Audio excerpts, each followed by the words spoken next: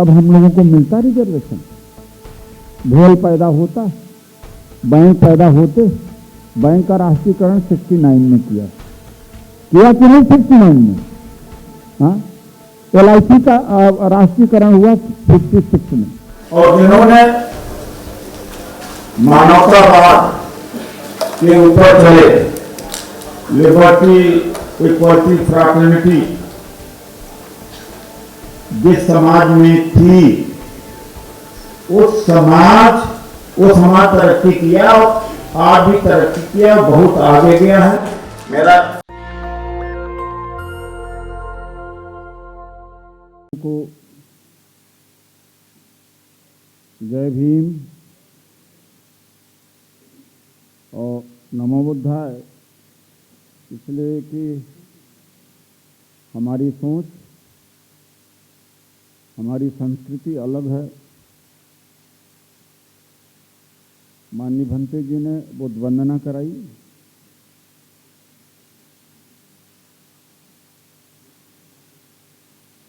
वो पाली भाषा में थी, लेकिन ऐसा कोई नहीं है जो समझता न हो।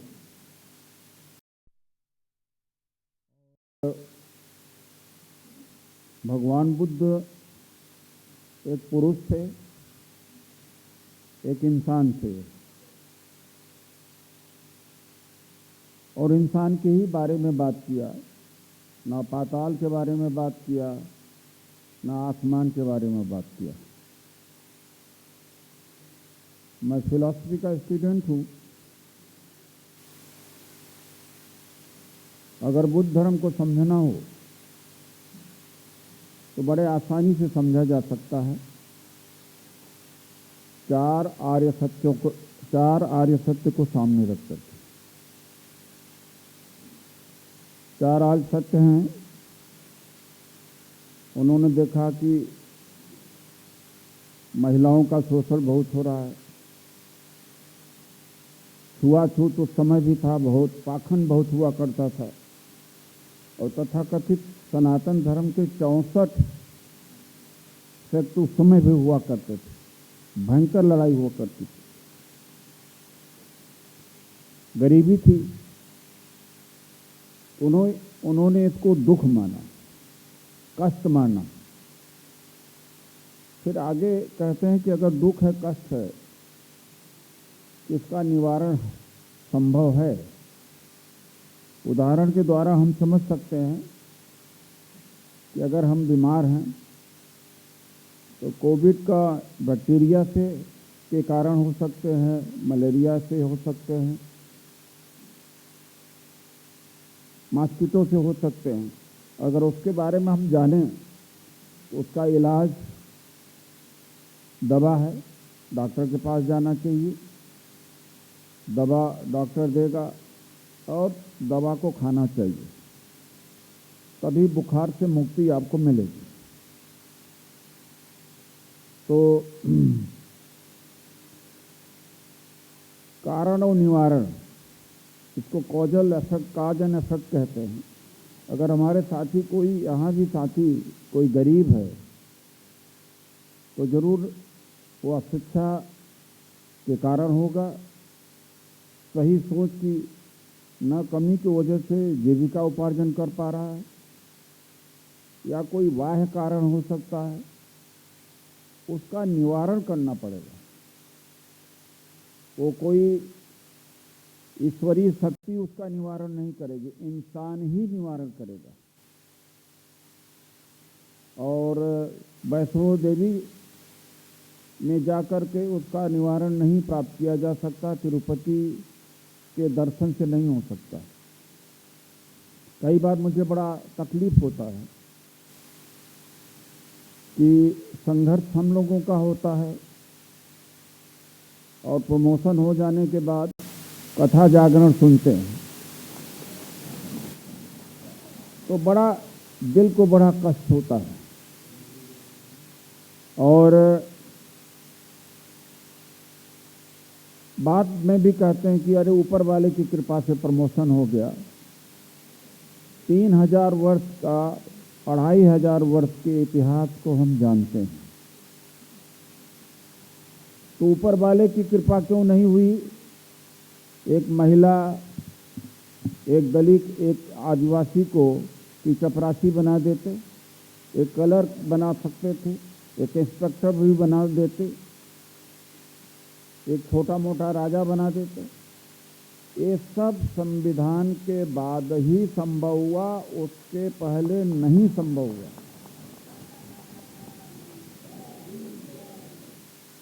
तो ऊपर वाले की कृपा से नहीं हुआ।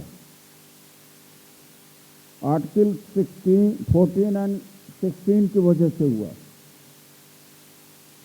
कॉन्स्टिट्यूशन के आर्टिकल 14 और 16 से हमारी जिंदगी बदली, उसके वजह से हुआ। उसके पहले क्यों नहीं हुआ? बाबा साहब डॉक्टर अम्बेडकर ऑक्सफोर्ड में न पढ़े होते और ज्ञान वहाँ का न आया होता, भारत के किसी लिटरेचर में, अभी साहित्य में, सोच में, रामायण में, महाभारत में इक्वलिटी, लिबर्टी, फ्रैटर्निटी का कंसेप्ट नहीं मिलेगा आपको। ये बाहर का कंसेप्ट। यहाँ लिबर्टी, इक्वलिटी, फ्रैटर्निटी के बारे में मान्यता ही नहीं थी, क्योंकि कर्मों के आधार पर जब जन्म हो रहा है तो जो अछूत घर में पैदा हुआ तो अछूत ही होगा, तो फिर कहाँ लागू होता है लिबर्टी, इक्वलिटी, फ्रैटर्निटी? तो वो अध्ययन और जिन्होंने मानवतावाद के ऊपर चले, लिबर्टी, इक्वलिटी, फ्रैटर्निटी जिस समाज में थी, वो समाज तरक्की किया और आज भी तरक्की किया, बहुत आगे गया है। मेरा इशारा है यूरोप और अमेरिका। 1938 में बाबा साहब डॉक्टर अम्बेडकर ने कहा था, भंते जी, भीमराव जी देखिए, बीच में मैं माननीय भीमराव अम्बेडकर जी बाबा साहब के पौत्र हैं, ग्रैंडसन हैं, उनका आगमन हुआ।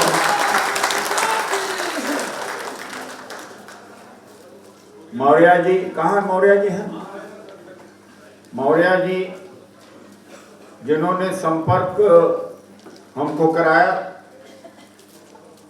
और एक और आग्रह है कि जो हमारे प्रदेश अध्यक्ष हैं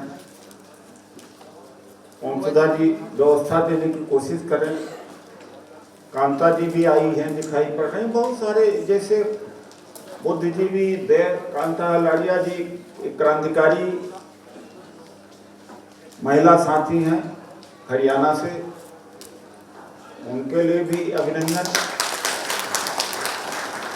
किसान आंदोलन से जुड़े हुए दो नेत्रियां यहाँ पर जेवा खान जी हैं, चितवन गोदारा जी हैं, उनका भी स्वागत।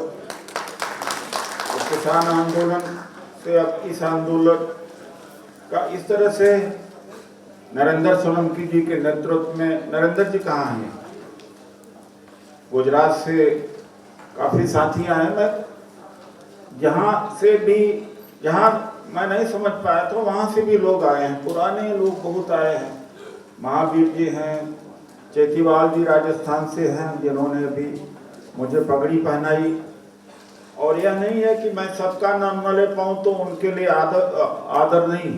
कैलाश मासूम जी फिल्मकार हैं, वो हमारे बीच अभी आए हैं और सबका नाम से संबोधन होगा। We have a friend from Tamil Nadu के Karuvappaiya and we welcome mister Karuvappaiya. ये हमारे पुराने साथी हैं, SBI के एडवोकेट हैं। और अब मुझे हर्ष मेरसाम जी, मुझे ये हमारे अगली पंक्ति में मदन लाल जी और हमारे RK कलसोत्रा जी जम्मू कश्मीर के अध्यक्ष हैं। और शशिकांत जी बिहार के अध्यक्ष हैं, मदन राम जी हैं हमारे राष्ट्रीय कार्यकारिणी में हैं, और मंडल जी हैं, वासुदेव मंडल जी हैं बंगाल के अध्यक्ष हमारे बीच, इनके लिए भी ताली दो। कैलाश मोराव जी हैं जो झारखंड के हमारे अध्यक्ष हैं। प्रोफेसर निशा मुरारजी का अभी आगमन हुआ था, उनके लिए भी मेरा उनके प्रोफेसर अश्वनी जी हैं, मैं उनका भी खैर मकदम स्वागत करता हूँ। पुष्पांकर जी के और प्रभाकर जी के नेतृत्व में लोग साथी आए हैं, उनका भी स्वागत है। और अजय पासवान जी हैं और रजत जी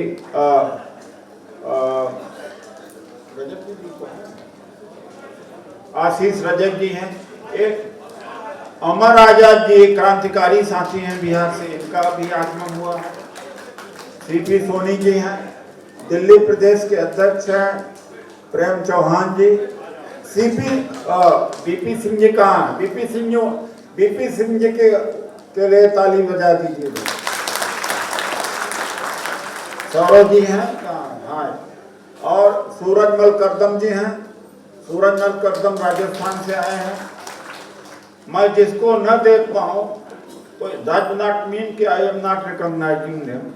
वो मैं कोहली जी भी बहुत पुराने यार, कोहली जी के लिए तो बहुत जोरदार स्वागत होना चाहिए।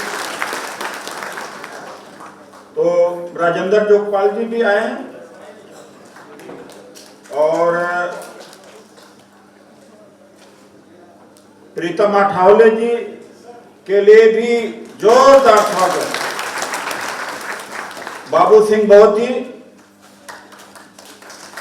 आप भी AR सिंह जी का आपने वचन सुने हैं, उनके लिए भी जोरदार स्वागत। हर्षमेश राम जी के लिए। देवी सिंह राणा जी कहाँ हैं? नहीं पहुंच पाए अभी। और इस तरह से प्रमुख लोग हैं, और भी प्रमुख लोग हैं, उनको नाम से संबोधन किया जाएगा। मैं अपनी बात को खत्म कर दूं। बीच में ये औपचारिकता करनी पड़ी। डॉक्टर उमा शंकर जी हैं, वहाँ से डाबला जी हैं, पुराने साथी हैं। अब लगभग करीब सबको बाई नेम बाई फेस में जानता हूँ, 10 साल 15 साल 20 साल से जुड़े। तो एक आदमी, किसी ने एक सवाल पूछा कि आदमी अच्छा है कि बुरा है, कैसे जान सकते हो? तो जवाब देने वाला ने कहा, तो उसके जिस संगठन और जिस परिवार में रहता है उनके बारे में अध्ययन कर लीजिए तो पता लगेगा कि इंसान अच्छा है कि गलत है। यानी उसके पास ड्राइवर कितने साल पुराना है, पुराने कॉलेज और यूनिवर्सिटी के फ्रेंड्स उसके साथ हैं कि नहीं, या उसके फैमिली का लोग जो दोस्त हैं, तो उससे लगता है।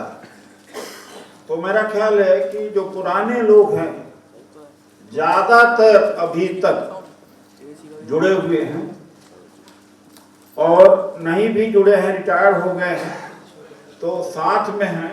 तो उसके इस आधार पर परिसंघ के ऑथेंटिसिटी, परिसंघ की ईमानदारी और परिसंघ का जो कटिबद्धता है, उसके बारे में निष्कर्ष निकाला जा सकता है कि इस संगठन से लोग जुड़े ही रहे 15 साल 20 साल से। हमारी जो इंटरनल टीम जो काम करती है, ये गीतांजलि बरुआ जी को सभी जानते ही हैं, और सोशल मीडिया की महारथी हैं, इनके लिए भी ताली का स्वागत। कुसुम सुबलानिया जी हैं, खुशबू जी आई हैं कि नहीं?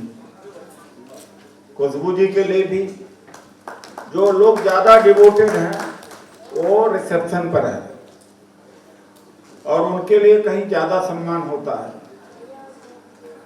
तो मैंने कहा, मैं अपनी बात को छोड़ चुका था कि भगवान गौतम बुद्ध का उपदेश क्या था और उसके जरिए ही हम लोग आए। अगर अंग्रेज ने आते तो फूले ने कहा था, फूले ज्योतिबा फूले कि अंग्रेज हमारे लिए मुक्तिदाता के रूप में उभर करके आए। और जो लोग कहते हैं कि हमारा गुरुकुल पहले हुआ करता था, मुगलों अंग्रेजों ने आकर के डिस्ट्रॉय कर दिया, तो भैया आप अपना गुरुकुल अभी बना लो, कौन रोक रहा है आपको? आपके सारे बच्चे उसमें पढ़े, हमें तो अंग्रेजी माध्यम से पढ़ना है, हमें तो ब्रिटिश एजुकेशन जो या उसका स्कूलिंग सिस्टम है, हमें वहां पढ़ने की। ये कहता है ना हमारी शिक्षा को डिस्ट्रॉय कर दिया। तो शिक्षा को डिस्ट्रॉय कर दिया कैसे पता लगा? इसका मतलब कि जानते हैं वो कि क्या क्या पहले था, आप फिर से स्थापित कर लो। हमें पढ़ने का मौका दीजिए, हम अंग्रेजी में पढ़ेंगे, हिंदी में पढ़ेंगे, बीए में करेंगे। इनके सारे बच्चे जाके गुरुकुल में अपना अध्ययन करें। वो और ये आजाद, भारत आजाद है, अब तो कोई नहीं खोल रहा।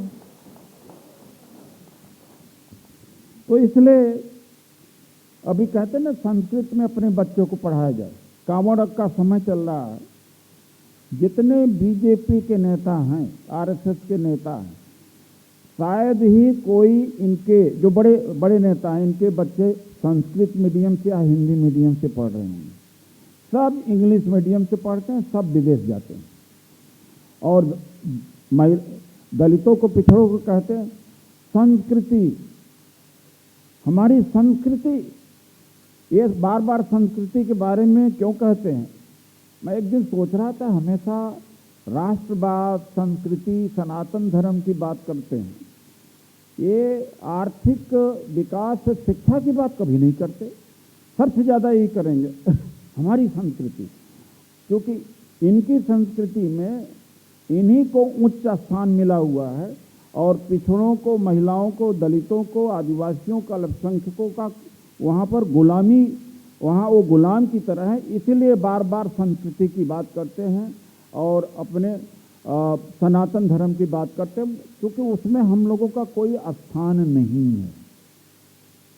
तो पूछा करिए कभी कभी कि आप हमेशा, जिससे आपका तन चल रहा, बिना रोटी के नहीं चलता, बिना कपड़े के नहीं चलता, बिना इनकम के नहीं चलता, उसकी बात क्यों नहीं करते?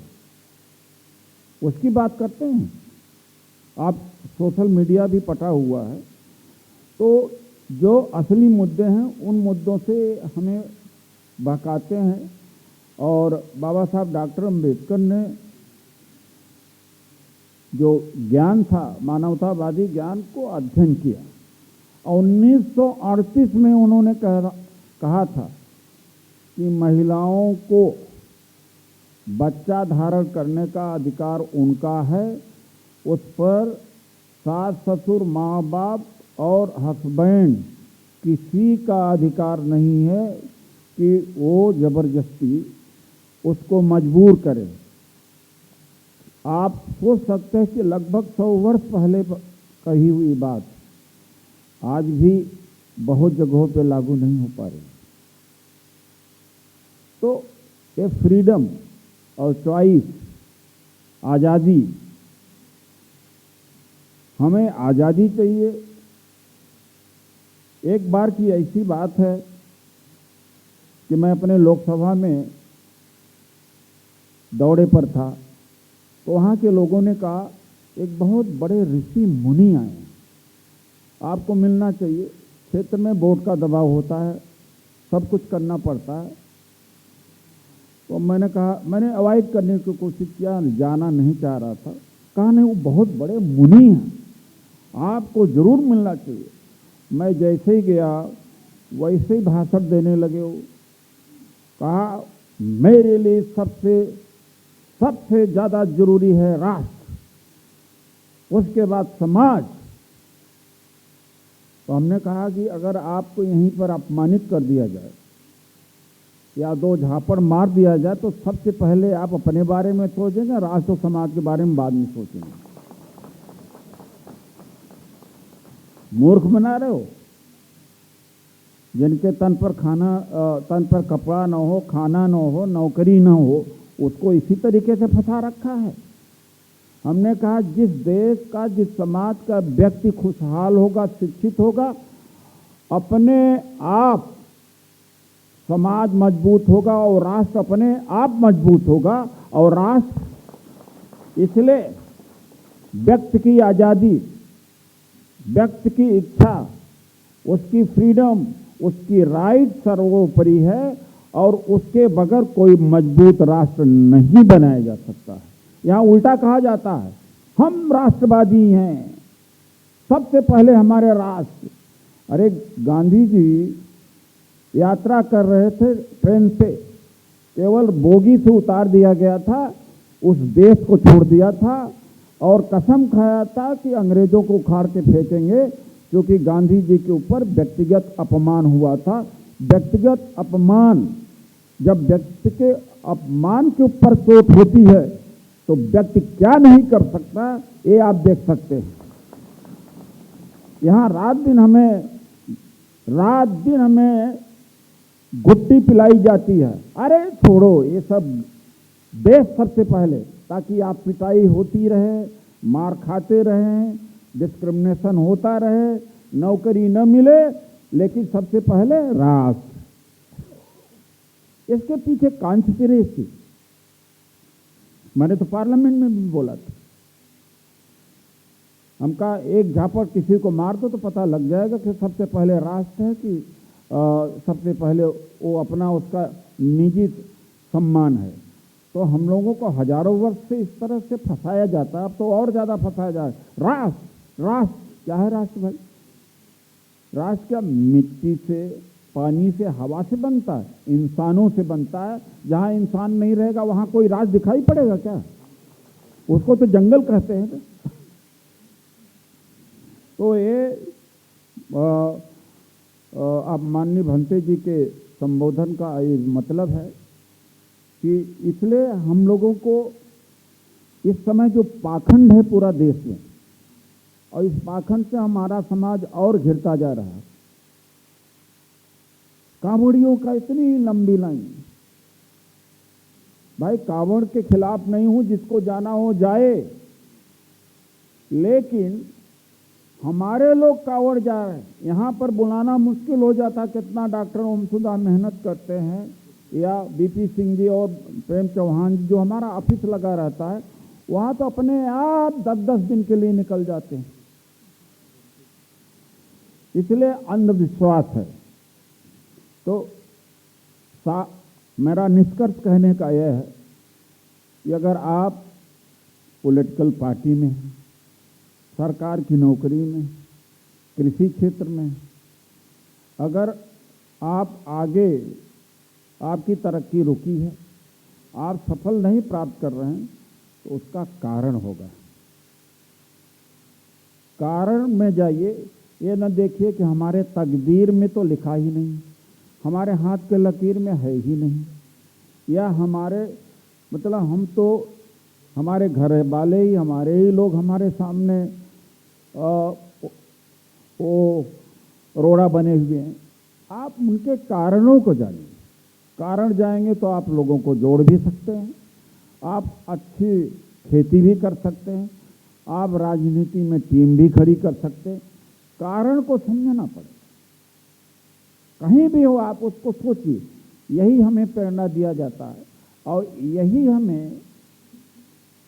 यही सच्चा दुनिया का यथार्थ यही है। मैं तो आर्कियोलॉजी का भी स्टूडेंट हूँ, फिलॉसफी का हूँ, एंथ्रोपोलॉजी का हूँ। मैंने देखा है इंसान सिविलाइजेशन पैदा हुई है और ख़त्म हो गई है। 200-400 साल के बाद हो सकता है कि हम सब लोग न रहें। कई सिविलाइजेशन आई हैं और चली जाती, मेसोपोटामियन है, बेबीलोन है, रोमन, बहुत सारे हैं। ये जो कहते हैं कि संसार क्या है कि अनिश्चित काल के लिए है, सनातन है, ऐसा कुछ भी नहीं। बहुत सारे अब तो रिसर्चेज बहुत आती जा रही हैं और अगर ब्रह्मांड का पूरा वो देख लिया जाए तो एक आप एक धूल का जो छोटा सा छोटा कण है जिसे हम आंख से नहीं देख सकते, उतने बराबर भी इंसान और धरती नहीं है, बहुत बड़ा है। तो कहने का ये मेरा मतलब है, एक जीवन है और उस जीवन को ठीक से जीने के लिए और सम्मान पूर्वक जीने के लिए हमें संघर्ष, हमें संगठन करके ही कुछ प्राप्त किया जा सकता, किसी के आशीर्वाद से, किसी के भभूत से नहीं हो सकता। हमें अपने गलतियों के निवारण करना पड़ेगा, सोचना पड़ेगा, सलाह भी लेना पड़ेगा। बहुत हमारे साथी हैं, अकेले हैं पूरी जिंदगी में, प्रयास भी बहुत कर रहे हैं।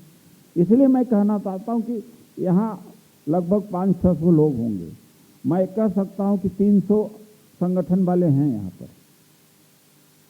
और एक दूसरा एक से कम नहीं समझता। सबसे ज्यादा आज हमारे दुखों का कारण ये है, यही दुख का कारण। इनको कैसे इकट्ठा किया जाए, भले इनका संगठन अलग अलग हो, यही चुनौती आज हमारे सामने है। मौर्य जी सूरत एरिया में, बंबई एरिया में, क्षेत्र में काम करते हैं, बैंक वगैरह, बैंक भी अपना बना रहे हैं, बहुत आंदोलन भी चलाना चाहते हैं। यहाँ भी तमाम सारे ऐसे लोग हैं। तो जो हम लोग को अंदर अहंकार हो गया है, आदमी चारों एक संगठन चला रहा है, अगर उसको दावत दो आने के लिए, अरे हम भी तो कर रहे हैं, अरे ये तो गलत आदमी है, अरे भाई ऐसा है, मुद्दे पर तो आ जाओ। इसलिए हमने अपने आप को,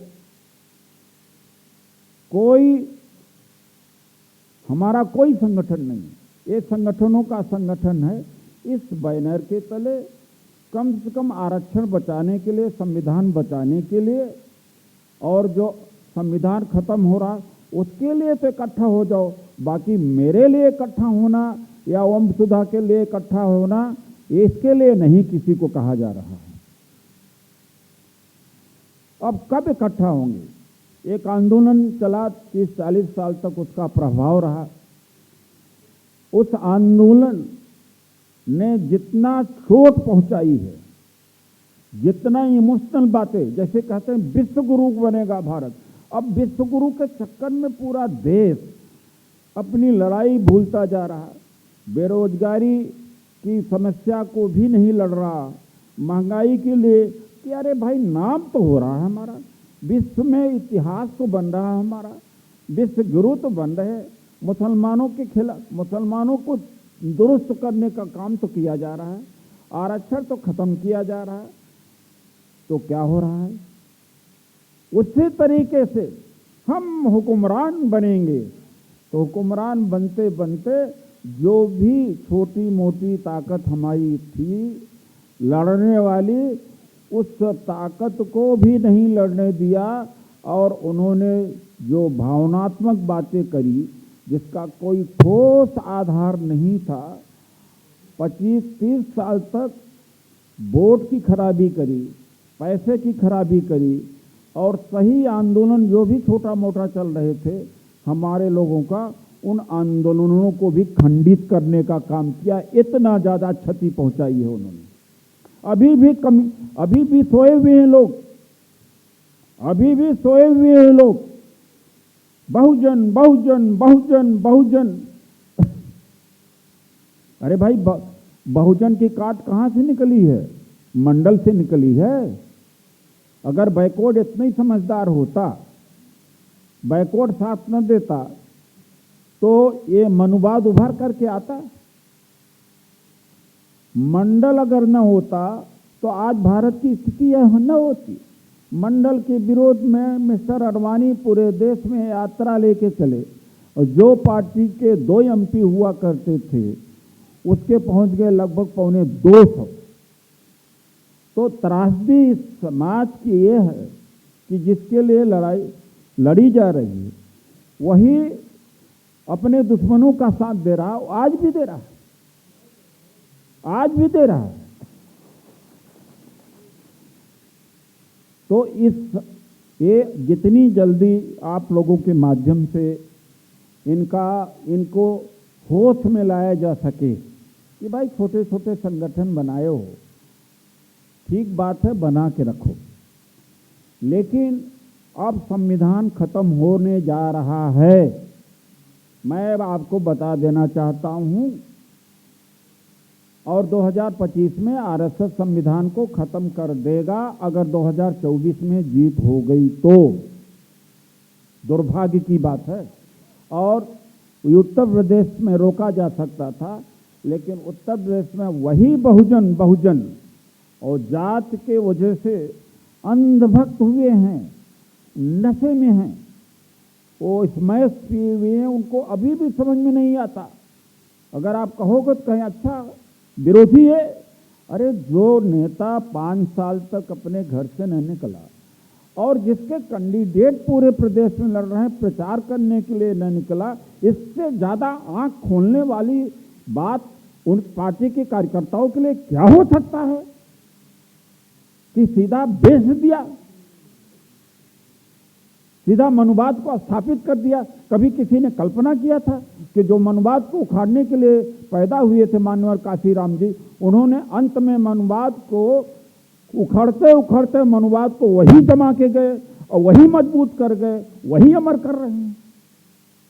फिर भी लोग नहीं निकल रहे हैं। अभी उन्हें निकालने की जरूरत है। एक मुद्दे पर लड़ाई लड़ी, मैं तो सत्ता पक्ष का एमपी रहा, 500 अगर हमारे सवाल जवाब हैं वहां पर, तो 300 सत्ता के खिलाफ में विपक्ष का भी एमपी इतना सवाल नहीं पूछा होगा।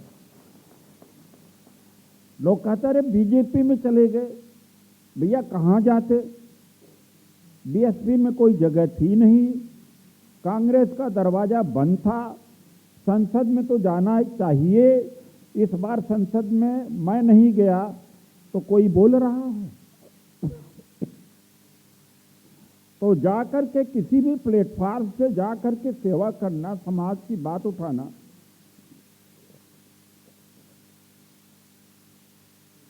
कोई गलत बात है?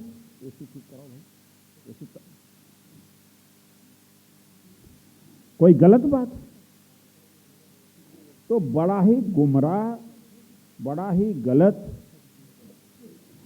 कभी जो हमारी दुर्दशा होती थी आज मुसलमान भाइयों की, आज एक दाढ़ी वाला मुसलमान रात में अकेले निकल करके सुरक्षित घर पहुंच जाए तो बड़ा मुश्किल है। हो सकता है उसका मर्डर हो जाए, यह हालत होगी। जैसा कि राक्षसी जैसा माहौल हो गया। लेकिन लोग अभी भी नशे में हैं। जैसा AR सिंह जी ने कहा कि सोशल मीडिया टेक्नोलॉजी आपकी लड़ाई का आधा हिस्सा है।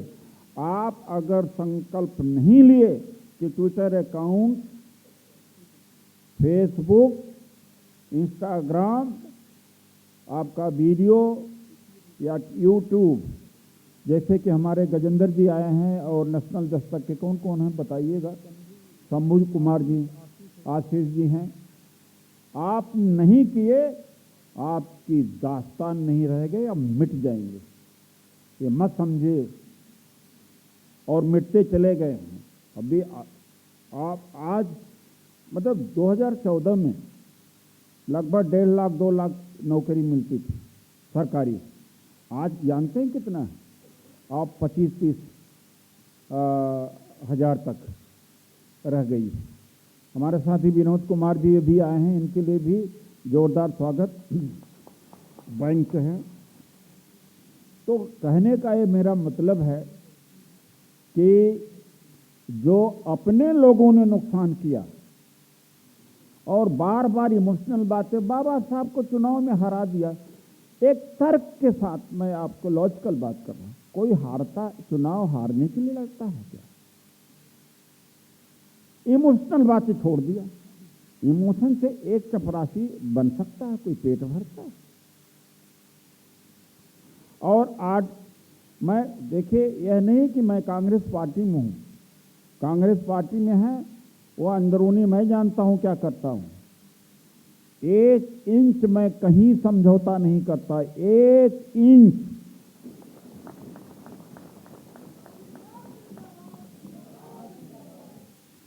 तो वहां भी ये बात कहता हूं, संविधान में आर्टिकल 14 और 16 में कोई परसेंटेज ऑफ रिजर्वेशन लिखा हुआ है? नहीं लिखा है। अगर मान लीजिए आज़ादी के बाद नेहरू जी को इतनी अथाह पावर थी, चाहते तो चीन के मॉडल पर और रूस के मॉडल पर ये देश चल सकता था, एक ही पार्टी रहती, कमीशन, इलेक्शन कमीशन भी न बनाते। जरा सोचो, अमेरिकन लॉबी ने समझाया कि सरकार का कोई लेना देना नहीं होना चाहिए, ट्रांसपोर्ट डिपार्टमेंट है, एयरवेज है, इलेक्ट्रिक प्रोडक्शन है या पीएसयूज है, कोई डिपार्टमेंट सरकार। अमेरिका में क्या होता है जानते हैं, या यूरोप में ज़्यादातर में उनका सरोकार नहीं होता, उनका काम पुलिसिंग है और फॉरेन पॉलिसी। तब हम लोगों को मिलता रिजर्वेशन, भेल पैदा होता, बैंक पैदा होते। बैंक का राष्ट्रीयकरण 69 में किया कि नहीं? 69 में। हाँ, LIC का राष्ट्रीयकरण हुआ 56 में, एयर इंडिया का राष्ट्रीयकरण हुआ 53 में, तेल कंपनियों का हुआ 76 में, और public sector undertaking Nehru ji ने बनाए, सब ने बनाए, यहीं तो हम लोग घुसे। रेलवे को दे देते प्राइवेट में, कोई लाला चलाता। भाई जो वास्तविकता है उसको मानना तो चाहिए। मैं भंते जी गांव-गांव प्रचार करते हैं, हम कहा भंते जी बिल्कुल मत करिएगा। जो आदमी रोज कमाता और खाता हो, भगवान गौतम बुद्ध ने कहा था भूखे आदमी को धर्म समझ में नहीं आता। अगर धर्म फैलाया, 80 तक बाबा साहब को नॉर्थ इंडिया में लोग जानते नहीं थे, 80 में एक एक दलित बाबू जगजीवन राम के कहने से कांग्रेस को वोट मिलता था। बाबा साहब को किसने जीवित किया? इन्हीं कर्मचारियों अधिकारियों। ये जब पढ़े लिखे अध्ययन किया, उन्होंने ही फैलाया। फैलाएंगे यही शिक्षित वर्ग और आर्थिक रूप से आत्मनिर्भर वाला। आज टेक्नोलॉजी ने पूरे देश को एक गांव बना दिया। जैसे कि पूरे देश में आप, पूरा देश ही गांव है, उस गांव में आप बैठे हो, आपको टेक्नोलॉजी से जोड़ना आना चाहिए। टेक्नोलॉजी की वो पावर है, और टेक्नोलॉजी की पावर का इस्तेमाल न करो देहाती तरीका, पुराना तरीका, प्रिमिटिव तरीका, तो आपकी खैरियत नहीं है, आप नेस्तनाबाद हो जाएंगे। पूरा देश की सोच टेक्नोलॉजी से बदली है। युवा का सोच, आज युवा जितना लड़के लड़कियां जो फ्री होकर के घूमते हैं, लिव इन रिलेशन में रहते हैं, या जो कपड़े दूसरे ढंग से पढ़ने लगे हैं, ज़्यादा फ्री हैं, वो टेक्नोलॉजी से है। हमारे स्कूलों का, कॉलेजों का कोई योगदान नहीं है जातिवाद समाप्त करने का, मानवतावाद के लिए कोई योगदान नहीं, आज भी है, नहीं है, न कल रहेगा, क्योंकि ऐसा वहाँ कुछ पढ़ाया ही नहीं जाता। तो इसलिए ये जितने 500-600 लोग आज हैं, इतने ही लोग उस समय आए थे। 700 लोग हैं, इतने उस समय भी लोग आए थे। ये 1400-1500 सब नेता ही नेता हैं, ये भारत को बदल सकते हैं।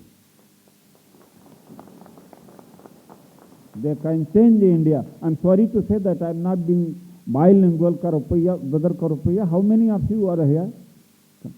From your state, how many of you here? Sorry? But I'm sorry that I will not be in position to speak in English. Anyway, you must be understanding a bit, I hope. तो ये मैं कहता हूँ, और कितना पागलपन हो गया ये किसान आंदोलन। मैं तो अपने भारत जोड़ो यात्रा की कमेटी में हूँ, राहुल जी कन्याकुमारी से लेकर कश्मीर तक यात्रा कर रहे हैं। तो उस मीटिंग में भी मैंने कहा कि चीन की जो क्रांति है और रूस की क्रांति है, उसके बाद में दूसरा सबसे बड़ा मैं आंदोलन मानता हूं किसानों का। वहाँ तो खैर गन के आधार पर सत्ताएं बदली हैं, जार बहुत ताकतवर था, चीन का एम्परर बहुत ताकतवर था, लेकिन किसान आंदोलन के करने के बावजूद में भी वोट नहीं मिला।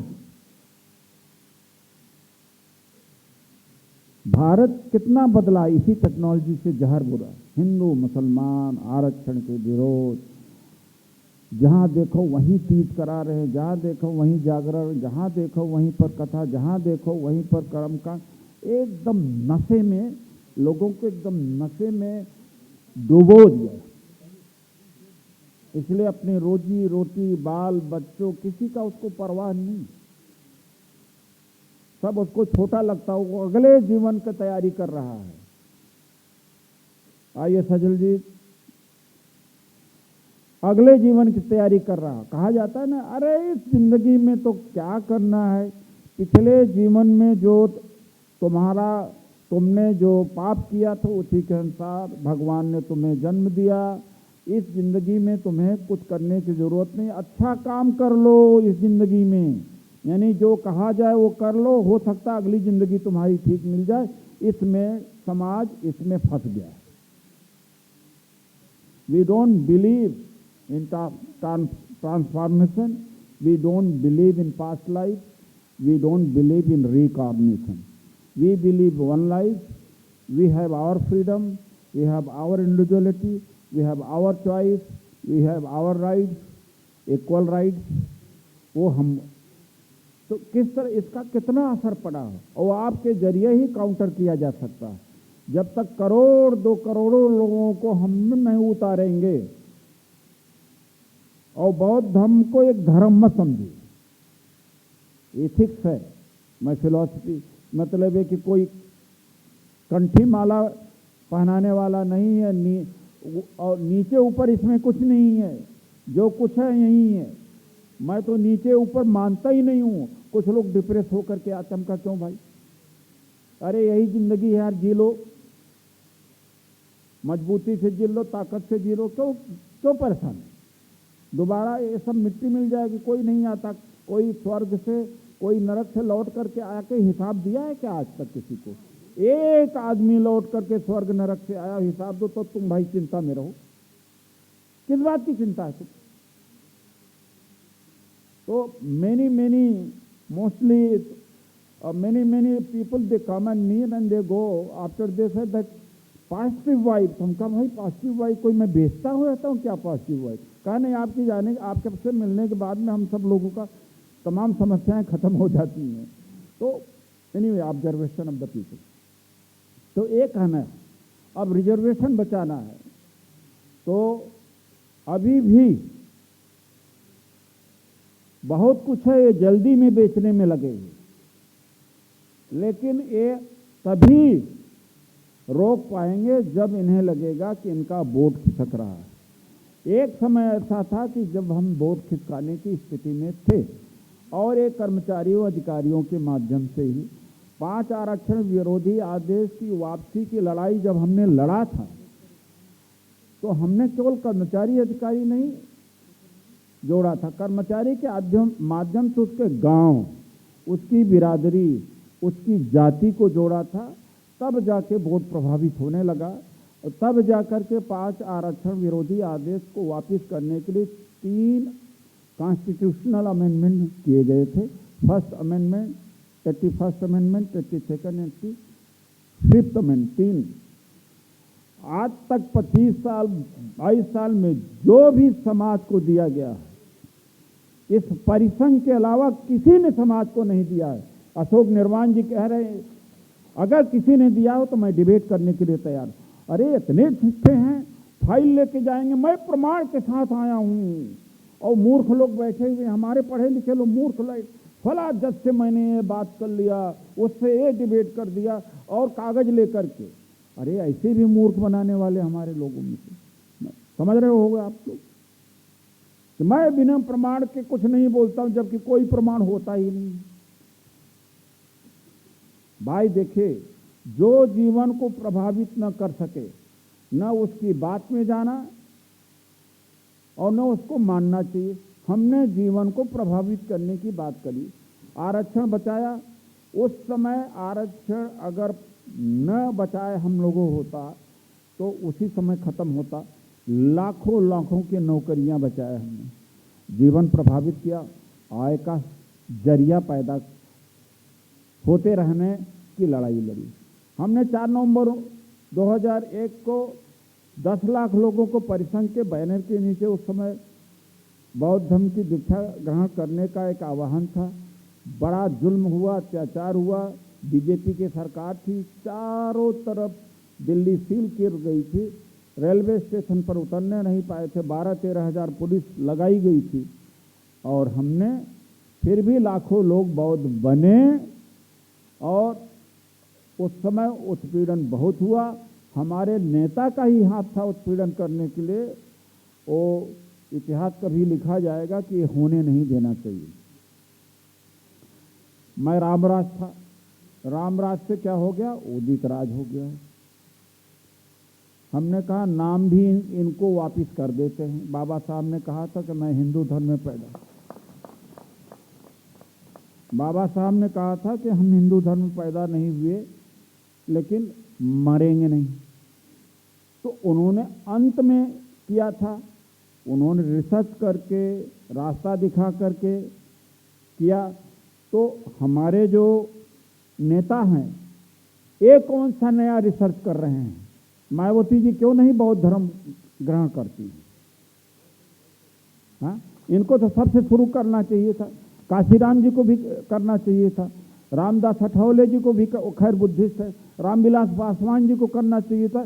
जो वो रिसर्च करके कर गए हैं, जो रास्ता दिखाई दिए गए, उस रास्ते पर तो सबसे पहले इनको चल देना चाहिए था, ताकि पूरा समाज इनके साथ चलता। अगर अब चलें भी तो कोई फायदा नहीं, उम्र निकल गई, 50 साल 40 साल से राजनीति में। अगर ये भी चले होते तो भारत बदल गया होता, अब तक बहुजन समाज बदल गया होता। नेशनल दस्तक की आपसे गुजारिश है कि अगर इसको बचाना चाहते हैं तो नेशनल दस्तक को सब्सक्राइब करने के लिए रेड कलर के सब्सक्राइब बटन को दबाएं, फिर बेल आइकन की घंटी दबाएं। नेशनल दस्तक को बचाने के लिए बहुत जरूरी है कि हर खबर को शेयर करें, लाइक करें, कमेंट जरूर करें।